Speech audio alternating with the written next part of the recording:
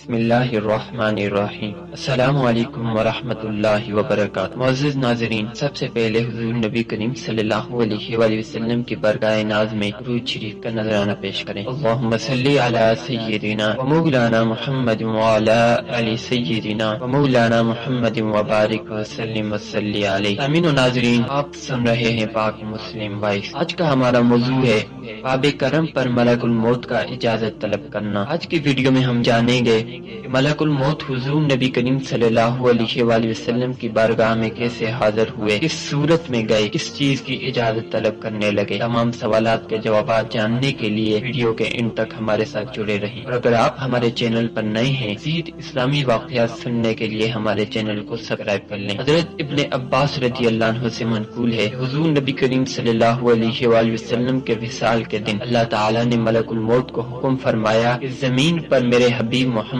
مصطفیٰ صلی اللہ علیہ وآلہ وسلم کے دربار پر حاضر ہوں، اگر بغیر اجازت کے کاشانہ محبوب میں داخل نہ ہونا، اور میرے محبوب صلی اللہ علیہ وآلہ وسلم کی اجازت کے بغیر روح اور نور کو قبل نہ کرنا۔ تو ملک الموت علیہ السلام ایک اعرابی کی صورت میں کھڑے ہو کر عرض کرنے لگے، سلام علیکہ ایھا النبی، سلام علیکم اہل بیت النبوہ، یعنی صلی اللہ علیہ وآلہ وسلم آپ پر سلام ہو اور آپ کے تمام گھر والوں کو سلام ہو۔ اس وقت حضرت سیدہ فاطمہ الزہرا رضی اللہ عنہا حضور نبی کریم صلی اللہ علیہ وآلہ وسلم کے سرحانے موجود تھی۔ حضرت سیدہ نے جواب دیا کہ آقا کریم صلی اللہ علیہ وآلہ وسلم علیل ہیں، اس وقت ملاقات نہیں ہو سکی ہے۔ دوسری اور تیسری مرتبہ کے بعد حضور نبی کریم صلی اللہ علیہ وآلہ وسلم نے چشمان کرم کو کھولا، فرمایا، اے بیٹی فاطمہ، تمہیں معلوم ہے کہ تمہارے دروازے پر کون ہے اور بار بار آنے کی اجازت مانگ رہا ہے۔ اے بیٹی فاطمہ، یہ لذتوں کو توڑنے والا،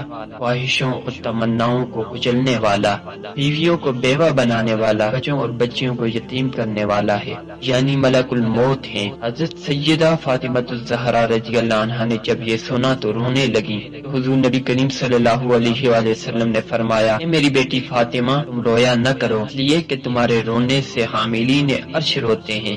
اور اپنے دست مبارک سے حضرت فاطمہ الزہرا رضی اللہ عنہا کے چہرہ انور سے آنسو صاف کیا، فرمایا، اپنے بچوں کو لاؤ۔ حضرت سیدہ فاطمہ الزہرا رضی اللہ عنہا حضرت امام حسن اور حضرت امام حسین رضی اللہ عنہما کو حضور نبی کریم صلی اللہ علیہ وآلہ وسلم کی بارگاہ میں لاتی ہیں۔ آقا کریم صلی اللہ علیہ وآلہ وسلم نے شہزادوں کو بوسہ دیا اور ان کی تعظیم اور توقیر اور ان سے محبت کرنے کے لیے صحابہ اکرام اور تمام امت کو وصیت فرمائی اور فرمایا، اے بیٹی فاطمہ، جاؤ دروازہ کھول دو، ملک الموت کو آنے دو۔ ملک الموت حاضر ہوئے اور حضرت جبرائیل امین علیہ السلام اعلان کر رہے تھے، اے فرشتوں، اٹھو، صف در صف کھڑے ہو کر استقبال کرو، روح محمدی صلی اللہ علیہ وآلہ وسلم تشریف لا رہی ہے۔ کے بعد آقا کریم صلی اللہ علیہ وآلہ وسلم نے فرمایا، اے ملک الموت، آؤ اور جو تمہیں حکم دیا گیا ہے اس پر عمل کرو۔ ملک الموت جب قریب ہوئے تو مشفق اور مہربان حضور نبی کریم صلی اللہ علیہ وآلہ وسلم نے فرمایا، اے ملک الموت، یہ تو بتاؤ کہ موت کے وقت مرنے والے کو کس قدر سختی اور تکلیف ہوتی ہے۔ ملک الموت نے عرض کیا، یا رسول اللہ صلی اللہ علیہ وآلہ وسلم، وہ سختی اور تکلیف کا یہ عالم ہوتا ہے کہ ہزار تلواروں کا جھٹکا ایک طرف اور موت کا جھٹکا ایک طرف، اتنی زیادہ سختی اور تکلیف ہوتی ہے۔ تو آقا کریم صلی اللہ علیہ وآلہ وسلم نے فرمایا کہ اے ملک الموت، کیا تو میری امت کو بھی موت کے وقت اسی قدر سختی اور تکلیف ہوتی ہوگی؟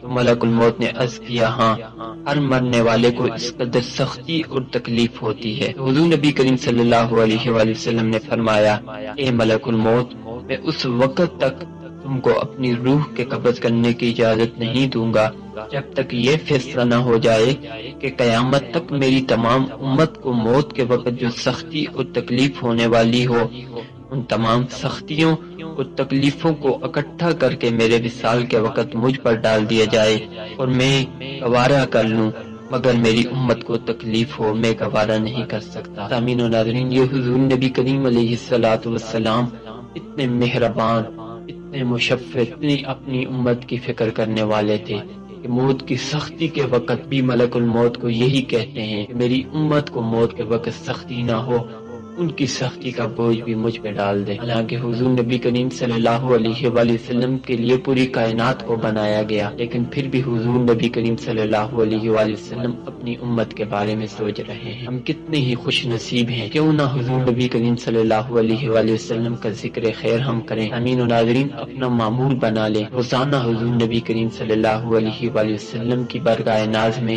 درود شریف کا نذرانہ ضرور پیش کریں۔ اللہ کریم ہمیں حضور نبی کریم صلی اللہ علیہ وآلہ وسلم کی شفاعت نصیب فرمائے۔